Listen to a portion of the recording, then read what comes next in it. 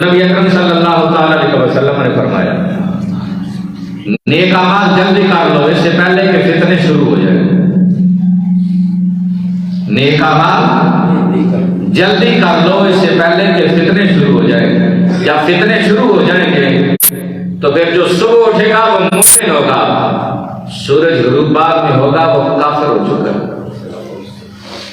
अस्तगफिरुल्लाह।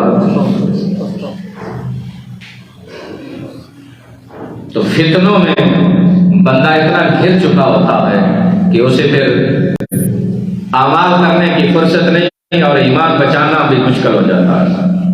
हज़रत इब्ने मसूद फरमाते हैं, सबसे ज्यादा शर्मिंदगी मुझे उस दिन पे होती है जिस दिन में मेरे नामा अमाल में कोई नुमाया नेक अमल ना हो। अमल तो होते हैं ना, छोटे छोटे सारे होते हैं, लेकिन नुमाया कोई बड़ा अमल ना हो। कहते हैं मुझे शर्मिंदगी होती है उस दिन पे कि ये सारा खाली गुजर गया। दूसरी हदीस से बात इमाम तिरमिज़ी ने लिखा, रावी हज़रत अबू हुरैरा रज़ियल्लाहु ताला, मेरे करीम आका अलैहिस्सलातु वस्सलाम ने फरमाया, मरने के बाद नेकोकार और गुनाहगार दोनों अफसोस करेंगे। आका वो कैसे? फरमाया, नेकोकार अफसोस करेंगे, हाय अफसोस कि हम नेक अमाल और ज्यादा कर लेते हैं, और गुनाहगार अफसोस करेंगे, हाय अफसोस कि हम बुराइयां न करते। जिस तरह लोग कहते हैं कि सिर्फ फर्ज काफी है, सुन्नत की जरूरत नहीं।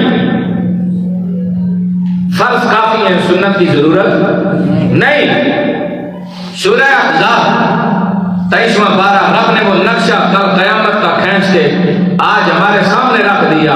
कोई ना पढ़े ना देखे, ये उसकी मर्जी है। फरमाया, या लैतना अताना अल्लाह व अताना रसूला। वो जहन्नम में सड़ने वाले कहेंगे, हाय अफसोस कि हम दुनिया में अल्लाह और उसके रसूल की इताअत कर लेते, लेकिन वहां पछतावा, अफसोस, काश के अलावा और कोई हल नहीं। न तो वहां से वापस लौट आकर अमल कर सकेगा, न वहां माफी मांग सकेगा। इसलिए अल्लाह और उसके रसूल की इताअत के लिए आज मौका है।